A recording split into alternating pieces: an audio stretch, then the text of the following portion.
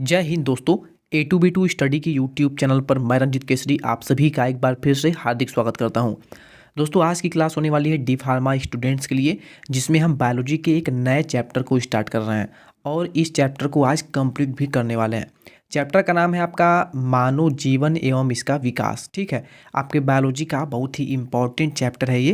तो इस चैप्टर के पहले थ्योरिकल पोर्शन को, जो भी इम्पॉर्टेंट चीज़ें पढ़ती हैं उसको हम जानेंगे समझेंगे, क्योंकि आपने बायोलॉजी अपने 12th लेवल में पढ़ कर आए हुए हैं अच्छे तरीके से, इसलिए हम ज़्यादा इस पर फोकस नहीं करेंगे। जो एग्ज़ाम में आपके इंपॉर्टेंट क्वेश्चन बनते हैं केवल वो आपको हम बताते हुए आगे चल देंगे। ठीक है, तो चलिए शुरू करते हैं। दोस्तों यहाँ पर आपको एक फिगर दिख रहा होगा। सबसे इम्पॉर्टेंट इसमें एक टॉपिक आपका आता है कि समजात अंग किसे कहते हैं। ठीक है, आपके इससे ऑब्जेक्टिव क्वेश्चन बहुत ज़्यादा बनते हैं। तो देखिए, समजात अंग ऐसे अंग होते हैं जो कि किसी दूसरे जीव में और आप में या फिर किसी अन्य जीव में, किन्हीं दो जीवों में जब कोई ऐसा अंग हो जो कि दोनों में ही समान देखने को मिले तो उसे हम समजात अंग कहते हैं। जैसे कि मानव में आप देखेंगे तो आपके ये हाथ जो है, ठीक है, आपके दो पैर होते हैं, दो हाथ होते हैं। ठीक इसी प्रकार अगर आप चीता को देख लें तो चीते में भी दो पैर आगे होते हैं और दो पैर नीचे होते हैं, पीछे होते हैं। ठीक है, सेम इसी प्रकार अगर व्हेल मछली की बात कर ले तो इसके भी दो पैर पंख के रूप में होते हैं, लेकिन वो आपके समजात अंग ही होते हैं, मानव के और चीता के अकॉर्डिंग ही होते हैं। ठीक है, तो व्हेल मछली की बात कर ले या फिर हम चमगादड़ की बात कर ले, चमगादड़ के भी आगे वाले दो पैर होते हैं। ठीक है, कुछ इस प्रकार होते हैं, आगे पंख के रूप में लगे होते हैं और दो पैर नीचे होते हैं। चमगादड़ में जो उसके आगे वाले जो पैर होते हैं या फिर पंख के साथ जो पैर लगे होते हैं, जो पंजे होते हैं, वो उनके उड़ने में सहायता प्रदान करते हैं। तो आप समझ गए होंगे कि समजात अंग किसे कहते हैं। समजात अंग यानी ऐसे अंग जो कि किन्हीं दो जीवों में, या फिर यहाँ पे आप एग्जाम्पल देख रहे हैं, मानव है, चीता है, व्हेल मछली है या फिर चमगादड़ है, तो चारों में आप देखेंगे चार चार यानी दो पैर और दो हाथ या फिर दो पंख होते हैं ऊपर और नीचे, यानी चारों जो हैं उनका अलग अलग कार्य होता है लेकिन चारों में ही समान देखने को मिलता है। तो इसी को हम समजात अंग बोलते हैं। ठीक है, उम्मीद है आपको समजात अंग जो है बिल्कुल अच्छे तरीके से क्लियर हो गया होगा। चलिए आगे चलते हैं। देखिए यहाँ पे एक इम्पॉर्टेंट टॉपिक है, अनुकूलीय विकिरण क्या है। देखिए डार्विन, इनका नाम आपने अच्छे से सुना होगा। डार्विन अपनी यात्रा के दौरान जब गैलापागो द्वीप गए थे, देखिए यहाँ पे आपसे क्वेश्चन पूछा सकता है कि डार्विन अपनी यात्रा के लिए वो गैलापागो द्वीप क्यों गए थे। देखिए जहाँ पर उन्होंने प्राणियों में एक आश्चर्यजनक विविधता देखी, विविधता यानी असमानता देखी। विशेष रुचिकर बात यह थी कि उन्हें एक काली चोंच वाली चिड़िया, जिसका नाम था डार्विन फिंच, उसका नाम रखा गया क्योंकि उसकी खोज जो है वो डार्विन के द्वारा करी गई, तो उस चिड़िया का नाम डार्विन फिंच कर दिया गया। ठीक है, चिड़िया ने उन्हें विशेष रूप से आश्चर्यचकित किया। उन्होंने महसूस किया कि उसी द्वीप के अंतर्गत विभिन्न प्रकार की फिंच भी पाई जाती हैं, यानी अलग अलग प्रकार की जो चिड़ियाँ हैं वहाँ पर सेम ही, मतलब देखने में एक जैसी लगेंगी लेकिन उनकी अलग अलग प्रकार की चिड़ियाँ हैं। जितनी भी किस्मों को उन्होंने परिकल्पित किया था वे सभी उसी द्वीप में ही विकसित हुई थी। ये पक्षी बोलता बीज भक्षी यानी बीज खाने वाले थे। विशिष्टताओं के साथ साथ अन्य स्वरूप में बदलावों के साथ अनुकूलित हुई और चोंच के ऊपर उठने जैसे परिवर्तनों ने इसे कीट भक्षी एवं शाकाहारी फिंच बना दिया। एक विशेष भूभौगोलिक क्षेत्र में विभिन्न प्रजातियों के विकास का प्रक्रम एक बिंदु से शुरू होकर अन्य भूभौगोलिक क्षेत्रों तक प्रसारित होने को अनुकूली विकिरण कहा गया है। आपने समझ लिया होगा, जैसे कि अगर कोई एक ही क्षेत्र है, मान लीजिए ये कोई क्षेत्र है, कोई द्वीप है, अब इस द्वीप में एक चिड़िया है जिसका चोंच जो है वो इतना बड़ा है। ठीक है, और एक चिड़िया है जिसका चोंच कुछ और भी बड़ा है, यानी कुछ इस प्रकार से उसका चोंच है, और एक चिड़िया है जिसका चोंच जो है वो छोटा सा है बिल्कुल। ठीक है, तो उन्होंने देखा कि वहाँ पर एक ही चिड़िया, सभी चिड़िया तो समान थी, सभी गौरैया ही थी, सभी कौवे ही थे, लेकिन कुछ के चोंच छोटे थे, कुछ के चोंच बड़े थे, यानी उनमें अलग अलग तरह की असामान्यताएं देखने को मिली। तो डार्विन को ये इससे प्रतीत हुआ कि किसी भी क्षेत्र में बात कर ले, किसी भी द्वीप में बात कर ले, किसी भी जगह की बात कर ले, तो वहाँ पर उस वातावरण के अकॉर्डिंग, उस अनुकूलन के अकॉर्डिंग बहुत से अलग अलग प्रकार की जीव समान होंगे, लेकिन उनकी समानताएं और असमानताएं उनमें देखने को मिलेंगी। तो इसी को बोला गया है अनुकूलीय विकिरण। ठीक है, चलिए आगे चलते हैं। देखिए यहाँ पर मैं आपको एक चीज़ समझाना चाहता हूँ। जैसे देखिए यहाँ पर दिया गया है, विकास के डार्विन सिद्धांत का मूल तत्व प्राकृतिक चुनाव है। अब जब जानते हैं कि डार्विन का सिद्धांत जो था वो उन्होंने विकास को लेकर सिद्धांत दिया था, तो इनका जो मूल सिद्धांत था ना वो था प्राकृतिक चुनाव। यानी कि इस समय बहुत तेज़ से ठंडी पड़ रही है। अब इस ठंडी के अनुकूलन अगर आप नहीं होते हैं, आप मोटे ऊनी वस्त्र नहीं पहनते हैं, तो क्या होगा, आपको ठंडी लग जाएगी या फिर आपकी मृत्यु भी हो सकती है। ठीक है, तो अनुकूलन यही हुआ कि बहुत से जीव होते हैं पृथ्वी पर, तमाम प्रकार के जीव हैं, और जिस जीव को सही अनुकूलन में वो अपने आप को ढाल लेता है तो वो जीवित रहता है, और जो नहीं ढाल पाता है वो मर जाता है। एग्जाम्पल के तौर पे इन्होंने कई सारे एग्जाम्पल दिए थे। जैसे हम एग्जाम्पल के तौर पे ले लें जिराफ का। ठीक है, जिराफ जो था, यहाँ पर एक एग्जाम्पल जिराफ का ले लीजिए। मरुस्थल में जब वहाँ पर मरुस्थल की जो भूमि थी वो सूखी होने लगी, तो वहाँ पर जो सूखी होने का, जैसे ये देखिए भूमि है, ये जो है वो आपकी भूमि है। अब भूमि जब ये सूखी होने लगी तो जो यहाँ पे जो पेड़ थे ना, जो पेड़ थे वो क्या थे कि उनको तो पानी चाहिए कहीं से प्रकार से, तो इनकी जो जड़ें थी ना वो पानी, क्योंकि पानी तो मरुस्थल में होता नहीं था, रेगिस्तान में पानी होता नहीं था, तो इसकी जो जड़ें थी वो पानी की तलाश में बहुत ज़्यादा अंदर चली जाती थी, और अंदर जाने के कारण ये पेड़ भी जो थे वो बहुत ज़्यादा लंबे हो जाते थे। और पेड़ जब लंबे हो जाते थे और जब यहाँ पर जिराफ आता था इस पेड़ से कुछ फल वगैरह खाने के लिए, तो क्या होता था, इसका सिर जो है यहाँ तक पहुँच ही नहीं पाता था। जो जिराफ था इसका सिर यहाँ पर नहीं पहुँच पाता था। तो जो जिराफ उसके अनुकूलन में आ गए, यानी जो उसके अनुकूलन आ गए, जो जिनका सिर जो है वो धीरे धीरे पेड़ के फल तक उनका सर पहुँचने लगा, तो वो क्या हुए, वो जीवित रह गए, और जो नहीं पहुँच पाए, पेड़ों तक उनका सिर नहीं जा सका, वो क्या हो गए, वो छोटे रह गए, या फिर उनका अस्तित्व ही समाप्त हो गया। और यहाँ पे एक एग्जांपल और समझ सकते हैं कि जो जिराफ ऊंचे फल को प्राप्त करने की तलाश में अपनी गर्दन को ऊंची करते थे, इसलिए ये इनका जो गर्दन था वो ऊंचा भी होने लगा। तो यहाँ पर आप एक चीज़ और भी ये समझ सकते हैं। ठीक है, तो ये डार्विन का सिद्धांत था। दोस्तों इसके बाद आता है विकास की क्रियाविधि। देखिए विविधता का उद्गम क्या है और प्रजाति की उत्पत्ति कैसे होती है। यदि मेंडल ने ऐसे वंशानुक्रमी कारकों के विषय में बताया जो दृश्य प्ररूप यानी कि फिनोटाइप यानी जो दिखा जा सकता है को प्रभावित करते हैं, डार्विन ने इसी तरफ ध्यान नहीं दिया था, लेकिन मेंडल ने इस पर ध्यान दिया और इस विषय में चुप्पी ही साधी रही। 20वीं सदी के प्रथम दशक में ह्यूगो डिवरीज नाम के एक वैज्ञानिक थे। इन्होंने इवनिंग प्राइमरोज पर काम करके म्यूटेशन यानी उत्परिवर्तन के विचार को आगे बढ़ाया। म्यूटेशन का अर्थ क्या है? म्यूटेशन का अर्थ है जीव संख्या में सहसा आने वाले बड़े बड़े परिवर्तन, यानी किसी जीव में बहुत ज़्यादा अचानक से परिवर्तन आ गया तो उसको हम बोला जा रहा है क्या? म्यूटेशन कहा जा रहा है, यानी उत्परिवर्तन कहा जा रहा है। अब देखिए इसका अर्थ, म्यूटेशन का अर्थ है जीव संख्या में सहसा आने वाले परिवर्तन का। इनका मत था कि ये बड़े से बड़े उत्परिवर्तन ही विकास के कारण हैं, न कि छोटी छोटी विविधताएं। यानी बहुत ज़्यादा कोई बहुत ज़्यादा उत्परिवर्तन हुआ तभी उसमें कोई अंतर देखने को मिलता है जीव में। यानी अगर एक कुत्ता यहाँ पर है, ठीक है, एक कुत्ता है और एक कुत्ता जो है वो उसका जो देखने का नहीं, उसके पैर हैं, उसका शरीर है, उसका जो शरीर पूरा बॉडी है वो अलग तरीके का है, तो बहुत ज़्यादा कोई उत्परिवर्तन हुआ होगा तभी उसके में बदलाव आया है, नहीं तो इतना बदलाव इतना आसानी से छोटी छोटी विविधताओं से नहीं होता है। जिन पर डार्विन ने बल दिया, उत्परिवर्तन यादृच्छिक और दिशाहीन होते हैं। यानी उत्परिवर्तन कैसा भी हो सकता है, यानी ये नहीं है कि उत्परिवर्तन होगा तो यही होगा, कुछ भी हो सकता है। उत्परिवर्तन हुआ तो हो सकता है कि जीव जो है उसका साइज जो है वो बहुत छोटा हो जाए, ठीक है, कुछ भी हो सकता है। जबकि डार्विन की विविधताएं छोटी छोटी और दिशावान, डार्विन के लिए विकास क्रमबद्ध होता है। जबकि डिवेरीज यानी ह्यूगो डिवेरीज जो थे, इनके अनुसार उत्परिवर्तन ही प्रजाति की उत्पत्ति का कारण है। अब यहाँ पे देखिए क्वेश्चन ये आता है, डार्विन का सिद्धांत ये था कि इनका सिद्धांत ये था कि जो अनुकूलन के अकॉर्डिंग अपने आप को ढाल ले वही जीवित रहता है और बाकी जीव उनका जो अस्तित्व है वो समाप्त हो जाता है। लेकिन जो ह्यूगो डिवेरीज नाम के वैज्ञानिक थे, इनका ये सिद्धांत नहीं था। इनका सिद्धांत ये था कि उत्परिवर्तन ही प्रजाति की उत्पत्ति का कारण है। उत्परिवर्तन मतलब अगर कोई बदलाव हो रहा है तभी नए जीव का उत्पत्ति हो रही है, नहीं तो ऐसा नहीं होता। इन्होंने इसे साल्टेशन कहा, यानी विशाल उत्परिवर्तन का बड़ा कदम। यानी छोटे छोटे जो आपके छोटे छोटे परिवर्तन होते हैं, यहाँ पर दिया गया ना, न कि छोटी छोटी विविधताएं। छोटी छोटी विविधताओं से इसका कोई परिवर्तन नहीं होता है, बड़े विशाल रूप में उत्परिवर्तन ही आपकी जीवों के नए विकास में योगदान देता है। और इन्होंने इसे साल्टेशन कहा, ठीक है, साल्टेशन आपको समझ में आ गया होगा। विकास का संक्षिप्त विवरण, लगभग 2000 मिलियन वर्ष पूर्व पृथ्वी पर जीवन का प्रथम कोशिकीय रूप प्रकट हुआ। यानी कोई भी जीव होता है, चाहे वो एक कोशिकीय होगा चाहे वो बहुकोशिकीय होगा, ये आप जानते हैं, पिछली कक्षा में आपने पढ़ा है।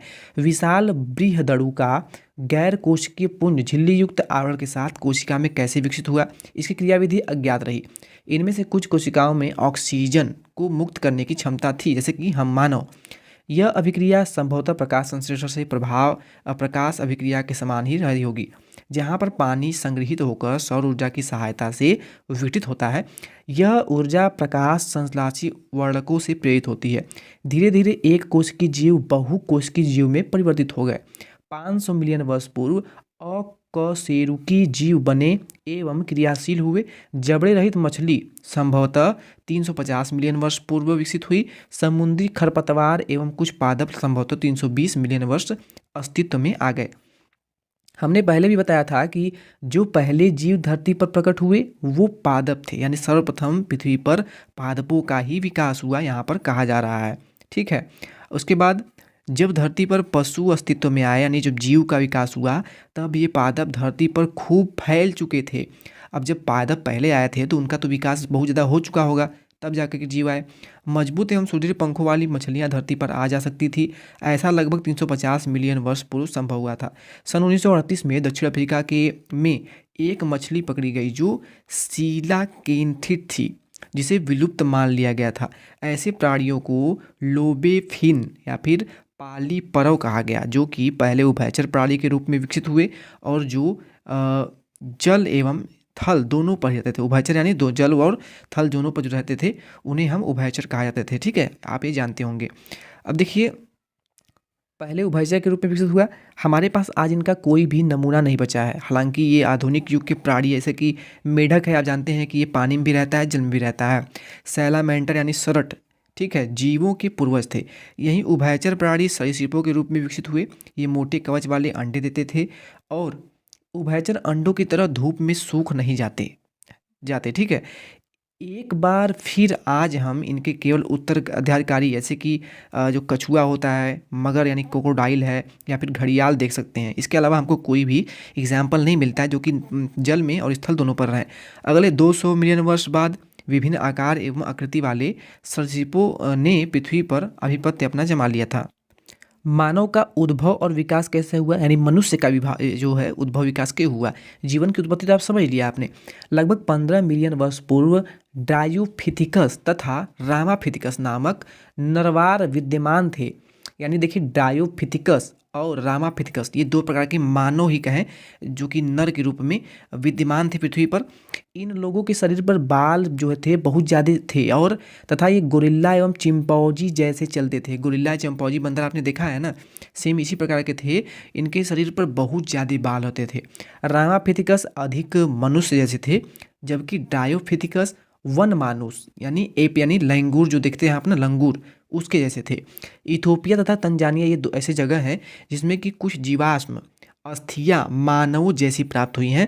ये जीवाश्म मानवीय विशिष्टताएं दर्शाते हैं और जो इस विश्वास को आगे बढ़ाती है कि 3 से 4 बिलियन वर्ष पूर्व मानव जैसे नर वानर पूर्वी अफ्रीका में विचरण करते थे। ये लोग संभवतः ऊंचाई में 4 फुट से बड़े नहीं थे। इनकी जो साइज़ थी, हाइट थी, वो 4 फुट से बड़ी नहीं थी, किंतु वे खड़े होकर सीधे चला करते थे। उनकी अस्थियों से जब खुदाई में मिली अस्थियां, तो उससे यह अनुमान लगाया गया। लगभग 2 मिलियन वर्ष पूर्व ऑस्ट्रेलोपिथेसिन यानी आदि मानव संभवतः पूर्वी अफ्रीका के घास स्थलों में रहता था। लगभग 2 मिलियन वर्ष पूर्व पूर्वी अफ्रीका में घास के मैदानों में रहता था कौन मानव? आदि मानव। साक्ष्य यह प्रकट करते हैं कि वे प्रारंभ में पत्थर के हथियारों से शिकार किया करते थे। ठीक है, तो ये सब आपकी हिस्ट्री में आ जाता है। किंतु प्रारंभ में फलों का ही भोजन करते थे और कंदमूल वगैरह सेवन ये किया करते थे। अच्छा, यहाँ पर एक बात आता है कि होमो इरेक्टस जो मानव थे, इनका मस्तिष्क काफ़ी बड़ा था और लगभग 900 सीसी का था। ये एक आपका मानक है, ठीक है, उसको साइज को मापने के लिए। होमो इरेक्टस संभवतः मांस खाते थे। जो होमो इरेक्टस मानव थे वो संभवतः जो थे मांस खाया करते थे। अब देखिए, यहाँ पे एक क्वेश्चन पूछा था कि खोई गई अस्थियों में से कुछ अस्थियाँ बहुत ही भिन्न थी। खोजी गई जो अस्थियां थी उसमें से कुछ अस्थियां बहुत ही भिन्न थी। इस जीव को पहला मानव जैसे प्राणी के रूप में जाना गया। यानी जब अब दक्षिण अफ्रीका में कुछ अस्थियां खोई गई थी तो कुछ अस्थियां ऐसी थी जो कि बहुत बड़ी बड़ी थी और बहुत ही अलग प्रकार की थी, भिन्न भिन्न प्रकार की थी। तो इस जीव को पहला मानव कहा गया और इसको नाम दिया गया क्या? होमो हैबिलस नाम दिया गया। क्या दिया गया? होमो हैबिलस। और जो मानव थे इनकी सर का जो मस्तिष्क का आकार था बहुत बड़ा था, उसे हम कहा गया होमो इरेक्टस मानव। ठीक है, ये दो एग्जाम्पल आपके याद रखने हैं, आपको एग्जाम में ये क्वेश्चन पूछा जा सकता है। दोस्तों यहाँ पर आप एग्जाम्पल भी देख सकते हैं। देखिए पहले जो मानव थे उनका जो कंकाल प्राप्त हुआ था, तो कंकाल के आधार पर ये कंकाल प्राप्त हुआ, तो इसके आधार पर बताया गया कि ये मनुष्य जो थे वो मनुष्य के समान रहे होंगे। ठीक है, और जिनकी हड्डियाँ कुछ इस प्रकार की जो अस्थियाँ प्राप्त हुई सिर की, तो वो माना गया कि ये कुछ इस प्रकार के मानव रहे होंगे। ठीक है, अनुमान लगाया गया उनके अवशेषों के आधार पर। और जिनके आकार जो मस्तिष्क है उसके आधार बहुत बड़े बड़े आकार थे, तो उनको जो नाम दिया गया था वो होमो इरेक्टस नाम दिया गया था। ठीक है, तो दोस्तों यहाँ पे जो भी इम्पोर्टेंट थ्योरिकल पोर्शन थे उसको हमने अच्छे से डिस्कस कर लिया है। चलिए अब इस चैप्टर से जो भी इम्पोर्टेंट आपके ऑब्जेक्टिव क्वेश्चन बनते हैं एग्जाम में, जो आते हैं प्रश्न, जो भी प्रीवियस ईयर में पूछे गए प्रश्न हैं, उनको सॉल्व कर लेते हैं। ठीक है, चलिए स्टार्ट करते हैं। पहला जो प्रश्न है वो आपकी मोबाइल स्क्रीन पर आ चुका है। पूछा गया आपसे है कि निम्न में से सबसे पहले किसका उद्भव या विकास हुआ? तो वहाँ पर आपने जो थ्योरी पढ़ा था वहाँ पे आपको दिखा था क्या? पादप का सबसे बड़ा विकास हुआ था। ठीक है, लेकिन यहाँ पे ऑप्शन में जीव का विकास सबसे पहले हुआ, कोशिका का हुआ, इयोबायांस का हुआ, या फिर कोएसरवेटस का हुआ। सबसे पहले विकास जो हुआ, सबसे पहले जो उद्भव हुआ उसका हुआ कोएसवेटस का। ठीक है, ये क्या है इसको हम आगे आपको जो क्वेश्चन आएगा उसमें आपको बिल्कुल क्लियर हो जाएगा। देखिए ये बहुत ही इंपॉर्टेंट क्वेश्चन है। अगर आपने थ्योरी अच्छे से सुना होगा, जो मैंने आपको बताया अभी समझाया था, प्रारंभ में जीवन का उद्भव कहाँ पर हुआ था? देखिए पूछा गया है, सबसे अच्छा क्वेश्चन है, बहुत बढ़िया क्वेश्चन है। प्रारंभ में यानी सबसे सर्वप्रथम पृथ्वी पर जीवन की जो उत्पत्ति हुई थी वो क्या वायु में हुई थी, पृथ्वी पर यानी स्थल पर हुई थी, या फिर जल में हुई थी, या फिर इन सभी में हुई थी? तो देखिए सबसे पहले जो जीवन का उत्पत्ति हुआ था वो जल में हुआ था। यहाँ पर सी ऑप्शन जो देख रहे हैं आप, ये ऑप्शन इस क्वेश्चन का बिल्कुल करेक्ट आंसर होगा। ये सब क्वेश्चन बिल्कुल याद रखिएगा और इसको रिवीजन जरूर करते रहिएगा। अगला प्रश्न है, चंद्रमा पर जीवन संभव नहीं है क्योंकि वहाँ पर क्या नहीं पाया जाता है? तो आप जानते हैं चंद्रमा पर जल जो है वो उपस्थित नहीं है और अभी भी इसकी खोज जारी करी जा रही है कि जल इस पर है या नहीं है। जल की उपस्थिति होती तो जल ही जीवन है, जल ही नहीं है चंद्रमा पर, तो जीवन की उत्पत्ति या फिर जम्बो जीवन जो है वो संभव कैसे हो पाएगा? अगला है, पक्षियों के पंख मानव के निम्न के होमोलोगस यानी समान है, समजात है। तो पक्षियों के जो पंख है वो मानव के अग्रभुजा यानी आपके जो हाथ हैं उसी को कहा गया है, उसी को तो समान है। यानी पक्षी है उसका जो आगे का दो पैर है, तो आप अब इंसान है, आपके जो आगे के दो पैर हैं, तो पैर तो है नहीं, हाथ है ना, उसको आप हाथ बोलते हैं। ठीक है, तो यहाँ पर डी ऑप्शन बिल्कुल इसका करेक्ट आंसर हो जाएगा। अगला प्रश्न है, अजगर में कौन सा अवशेषी अंग है? तो नासिका होगा, पक्षपाद होगा, स्केल्स होगा, या फिर दांत होगा? तो देखिए अजगर की बात करी गई है, अजगर में कौन सा अवशेषी अंग है? अवशेषी अंग यानी जो कि वो छिपा कर रखते हैं एक तरह से। तो जो पक्षपाद है, पक्षपाद देखिए देखने को तो मिलता नहीं है अजगर में, लेकिन वो जो है उसका अवशेषी अंग होता है, यानी अंदर होता है उनके बॉडी के। बी ऑप्शन यहाँ पे बिल्कुल करेक्ट आंसर होगा। अगला प्रश्न है आपका, वे अंग जो आकारकी में भिन्न तथा कार्य में समान होते हैं वो क्या कहलाते हैं? तो देखिए उसे बोलते हैं हम समवृत्ति अंग। यानी आकार में वो तो बिल्कुल समान होंगे, वे अंग जो आकारकी में भिन्न होंगे, लेकिन उनके कार्य जो है वो समान होंगे। जैसे आपका हाथ हो गया, ठीक है, और किसी अन्य जानवर में जो उनका पैर होगा या फिर जो भी होगा वो उसका उपयोग तो करते हैं सेम काम में। यानी अपना हाथ जो आपका जैसे आपका नाक है, नाक से आप सांस लेने का काम करते हैं, कोई अदर जीव है वो भी नाक से सांस लेने का ही काम कर रहा है, लेकिन उसका आकार जो है वो भिन्न होगा या फिर वो कुछ अलग तरीके का होगा, तो उसे हम बोलते हैं समवृत्ति अंग। यानी उसका कार्य तो सेम ही है लेकिन वो अलग तरीके का है, और उस जीव में अलग तरीके का है, उस जीव में अलग तरीके का है। अगला प्रश्न है, लैमार्कवाद के विरोध में जर्म प्लाज्म का सिद्धांत किसने प्रतिपादित किया था? देखिए जर्म प्लाज्म का सिद्धांत जो पूछा गया है किसने प्रतिपादित किया था लैमार्कवाद के विरोध में? लैमार्कवाद, डार्विनवाद, ठीक है, ये सब चीज़ों के बारे में आपको अच्छे से पढ़ना है, आगे आपको देखने को मिलेगा। लैमार्कवाद के विरोध में जर्म प्लाज्म नाम का एक सिद्धांत दिया था, और उस सिद्धांत दिया था वीजमान नाम के वैज्ञानिक ने। इसको याद रखिएगा, ठीक है, आपको थ्योरी में देखने को नहीं मिला। ये वीजमान नाम के वैज्ञानिक थे, इनका नाम आप चाहिए तो इसके स्क्रीनशॉट ले लीजिए अभी, कभी इंपॉर्टेंट क्वेश्चन है ये। अगला है आपका, नीचे दिए गए जंतु समूहों का सही क्रम कौन सा है जो कि विकास के समय पृथ्वी पर अवतरित हुए थे। तो प्रोटोजोआ सबसे पहले आए हुए थे, ठीक है। उसके बाद पोरीफेरा, सिलेंटेटा और एनेलिडा, ये सब आपके संघ हैं जंतुओं के। तो डी ऑप्शन जो है यहाँ पर बिल्कुल सही उत्तर होगा। इसके क्रम को आप याद रखिएगा, protozoa, Porifera, Coelenterata and Annelida संघ, ठीक है। मानव के विकास का आरंभ जो है कहाँ से हुआ। देखिए सर्वप्रथम कहाँ पता चला, सबसे पहले मानव के जो अवशेष थे, हड्डियों के जो अवशेष थे, वो सर्वप्रथम कहाँ मिले थे। मानव के विकास का सर्वप्रथम आवाहन जो है, आरंभ जो है वो कहाँ हुआ था। तो आपको अभी थ्योरी क्लास में बताया हमने कि अफ्रीका में हुआ था, और वो भी मध्य अफ्रीका। बी ऑप्शन जो है इस क्वेश्चन का बिल्कुल सही उत्तर होगा, ठीक है। जिन स्टूडेंट ने थ्योरी को अच्छे से समझ लिया है उसको इसका आंसर बिल्कुल आ रहा होगा। अगला प्रश्न जो है आपसे पूछा गया है, डुबोइस ने पहले मानव जीवाश्म प्राप्त किए थे। डुबोइस जो थे उन्होंने सबसे पहले मानव जीवाश्म जो है, मानव के जो जीवाश्म हैं उसको कहाँ प्राप्त किए थे।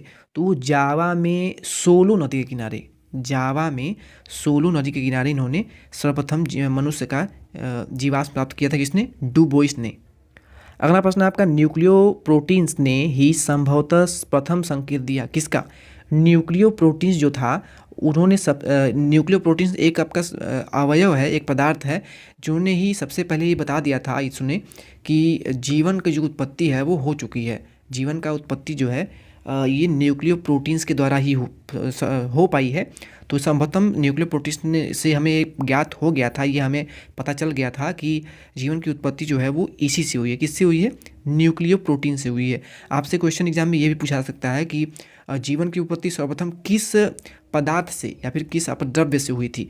तो वो न्यूक्लियो प्रोटीन्स आपसे ऑप्शन दिया जा सकता है। अगला प्रश्न है, जीवन की उत्पत्ति का आधुनिकतम सिद्धांत क्या है।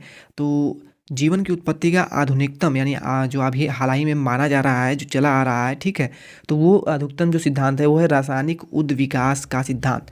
रासायनिक उद्विकास का सिद्धांत, ये सब चीज़ें मैंने आपको जो फर्स्ट सेकेंड क्लासेज ली थी स्टार्टिंग की चैप्टर में, उसमें भी आपको ये सब चीज़ें बताई गई हैं। अगला है, रासायनिक उद्विकास प्रतिपादित किया था, किसने किया था। AI ओपेरिन ने। इसको याद रखिएगा, बहुत ही मोस्ट इंपॉर्टेंट क्वेश्चन है। यहाँ पर मैं इसको स्टार बना रहा हूँ, इसको आप नोट कर लीजिए। रासायनिक उद्विकास का प्रतिपादन किसने किया था। तो AI ओपेरिन ने। यहाँ पे आप लिख लीजिए, AI ओपेरिन नाम के वैज्ञानिक थे, इन्होंने ही सर्वप्रथम उद्विकास का प्रतिपादन करा था। अगला प्रश्न है, निम्न में से किस मानव ने सर्वप्रथम औजार बनाए थे। तो सर्वप्रथम जो औजार बनाए थे वो मानव जो कहलाए थे वो कहलाए थे आपके होमो हैबिलस।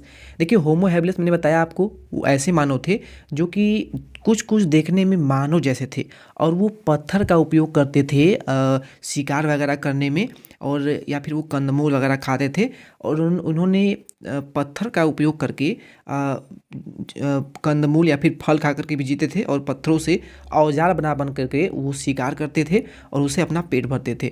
लेकिन जो आपके होमो सेपियंस तो थे नहीं, होमो इरेक्टस थे, ठीक है, जिनके की मस्तिष्क की जो आकार थी वो बहुत बड़े बड़े होते थे। तो सर्वप्रथम औजार किसने बनाया था। तो होमो हैबिलस नाम के मानव ने बनाया था। कपाल गुहा का आयतन सर्वाधिक था, किसमें। तो क्रो मैग्नॉन मानव जो थे, इसमें कपाल गुहा का जो आयतन था वो सर्वाधिक था, सबसे बड़ा था। तो क्रो मैग्नान मानव, यहाँ पर बी ऑप्शन जो दिख रहा है आपको, ये इसका बिल्कुल सही उत्तर हो जाएगा। आधुनिक मानव का सीधा पूर्वज किसे कहा गया है। आधुनिक जो मानव है उसका सीधा पूर्वज जो है वो कौन हो सकते थे। तो जो क्रो मैग्नान मानव थे, जो कि मानव के जैसे ही देखने को मिलते थे, यानी वो सीधे होकर के चलते थे। आपने थ्योरी क्लास में भी पढ़ा है अच्छे से, तो बताने की आवश्यकता नहीं है। आधुनिक मानव का सीधा पूर्वज जो था वो क्रो मैग्नान मानव, ठीक है। यहाँ पर बी ऑप्शन जो है ये आपका, यानी आपसे पूछा है कि आप किसके पूर्वज हैं, तो आप क्रो मैग्नान मानव के पूर्वज थे, ठीक है। अगला जो प्रश्न है वो पूछा गया है, जैव विकास का सर्वमान्य सिद्धांत जो है वो क्या है। जैव विकास, जीवों के विकास का सर्वमान्य सिद्धांत क्या है। यानी सब बहुत सिद्धांत तो अलग अलग आए, डार्विन के आए, मेंडल के आए, ठीक है, लैमार्कवाद के आए, सिद्धांत अलग अलग सिद्धांत आए, लेकिन सर्वमान्य यानी सबसे अधिक मान्य किस सिद्धांत को दिया गया है। तो वो दिया गया है उत्परिवर्तनवाद। यानी किसी भी जीव में, जैसे कि एक मान लीजिए बच्चा है, ठीक है, एक बच्चा है। अब इसमें अगर मान लीजिए इस बच्चे को आप इसको एक आंख इसका फोड़ दीजिए, इसका एक काना कर दीजिए, इसको एक आंख इसका फोड़ दीजिए, तो क्या इस लड़के का जो पुत्र होगा तो हो सकता है कि वो भी अंधा होगा। तो हो सकता है अंधा, क्योंकि ये तो बहुत बड़ा आपने इसमें बदलाव कर दिया ना, इसकी आँख को ही ख़राब कर दिया आपने। लेकिन उत्परिवर्तन जो है वो मेंडल ने ये बताया, उनका उत्परिवर्तन का सिद्धांत था, उन्होंने ये कहा था कि उत्परिवर्तन तभी संभव है जब बहुत बड़ा कोई परिवर्तन होता है, तभी संभव है। नहीं तो अगर इस जो बच्चा था, ये जो लड़का था, अगर इसका आँख में चोट वगैरह लगी होती है तो इसके जो बच्चे होंगे उसमें कोई भी परिवर्तन ज़्यादा देखने को नहीं मिलेगा। यानी उस परिवर्तन के लिए कोई बहुत बड़ा परिवर्तन जो होगा वही जैव विकास का सर्वमान्य साधन हो सकता है, ठीक है। लेकिन जो आपके लैमार्क थे, इन्होंने ऐसा नहीं कहा था, उनका मानना कुछ अलग था। डार्विन जो थे उनका मानना अलग था। डार्विन सिद्धांत ये था कि अगर ये लड़का है, अगर ये अपने आप को अनुकूल बना लेता है वातावरण के, पर्यावरण के, ठीक है, यानी ठंडी पड़ रही है, गर्मी पड़ रही है, उसके अनुकूल बना लेता है तो वो जीवित रहेगा, नहीं तो उसका अस्तित्व समाप्त हो जाएगा। अगला प्रश्न देखिए 19 नंबर है, विकास के सबसे अधिक ठोस प्रमाण किससे मिलते हैं? तो विकास जो हुआ है मनुष्यों का वो किससे हुआ है? कैसे कहा जाता है कि अफ्रीका में सबसे पहले मनुष्य का विकास हुआ था? तो अवशेषों से ही तो होता है, जीवाश्म जो अवशेष हुए हैं सबसे ज़्यादा इसी को प्रमाणता दी गई है, और जीवाश्मों से ही ये अनुमान लगाया जाता है कि मनुष्य का विकास यहाँ से हुआ है, ऐसे हुआ है, ठीक है, ये अनुमान लगाया गया जीवाश्मों से ही। ये ऑप्शन सही हो जाएगा। अगला क्वेश्चन है, इनमें किस समूह की सब रचनाएं मानव में अवशेषी हैं? तो वो है एपीग्लाटिस। बी ऑप्शन यहाँ पे सही उत्तर इसका है। अगला है, किस कल्प में जीवन नहीं था? देखिए आपके जीवन चक्र को अलग अलग कल्प में विभाजित किया गया है, तो पूछा गया किस कल्प में जीवन की उत्पत्ति नहीं थी, जीवन था ही नहीं, ऐसा कौन सा? तो एजोजोइक महाकल्प है, सीनोजोइक महाकल्प है, मीसोजोइक महाकल्प है, या फिर पेलियोजोइक महाकल्प है। देखिए ऐसा माना जाता है कि जो एजोइक महाकल्प था, एजोइक महाकल्प, इसमें जीवन की उत्पत्ति नहीं थी, ठीक है। लेकिन ये जो सभी थे इसमें माना जाता है कि इसमें जीवन की उत्पत्ति हो चुकी थी किसी न किसी रूप में, लेकिन जो एजोइक महाकल्प था इसमें जीवन की उत्पत्ति नहीं हुई थी, ठीक है।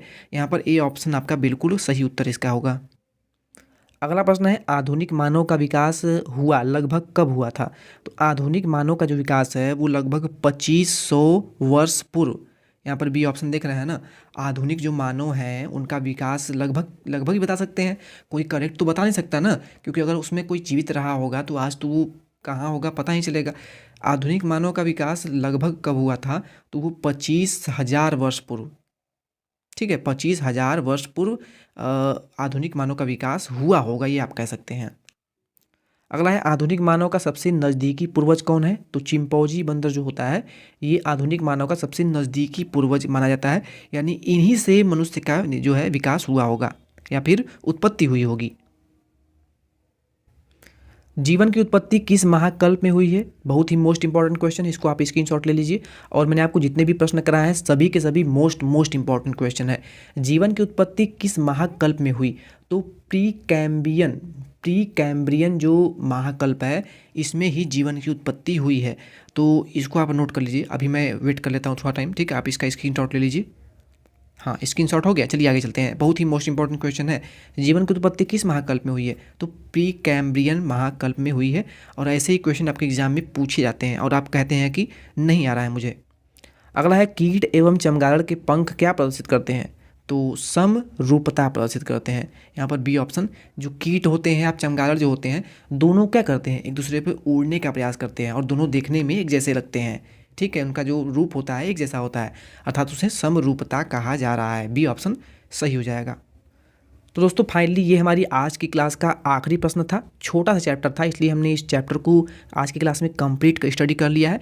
इस क्लास को आप 1 से 2 बार अवश्य रिवीजन कर लीजिएगा, क्योंकि अगर आप 1 से 2 बार इस क्लास को ले लेते हैं तो आपके इससे बनने वाले कोई भी क्वेश्चन नहीं छूटेंगे। और थ्योरी को बहुत ही डिटेल में पढ़िए, अच्छे से पढ़िए, ठीक है। तो चलिए क्लास को यहीं पर एंड करते हैं, मिलते हैं कल की क्लास में किसी नए चैप्टर के साथ। क्लास अच्छी लगी हो तो क्लास को लाइक और शेयर बिल्कुल भी कर दें, और चैनल पर पहली बार वीडियो देख रहे हैं तो चैनल को सब्सक्राइब कर लें, क्योंकि सब्सक्राइब करने का कोई भी टैक्स पैसा नहीं लगता है।